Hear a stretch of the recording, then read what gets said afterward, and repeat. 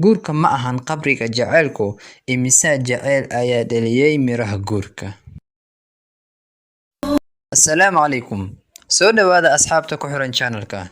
Fadlan haddaa ku cusub tahay channelka subscribe, gambalaalka furo, commentna noo dhaaf si ay u noqoto dhiirigelin.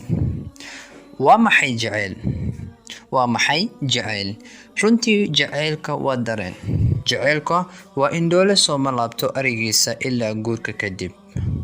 Guurka ma ahan qabriga jacaylku, immisa jacayl ayaa dhaliyay miraha guurka.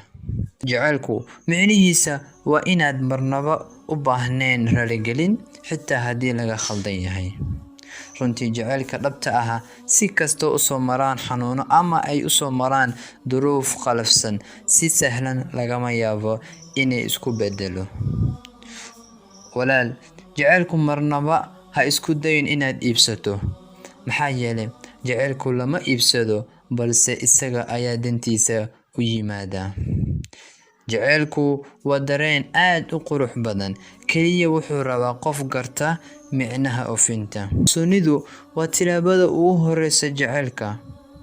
Jacaylku haddii uu noqdo inaad ku jeclaato qofka kaliya quruxdiisa, kaasi ma aha jacayl.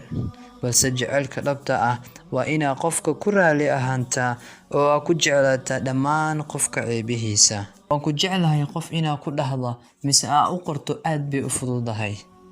Balse maxaa xaqiiqo ah jacaylka aad qiranayso inaad ka dhabayso aad ka run sheegto.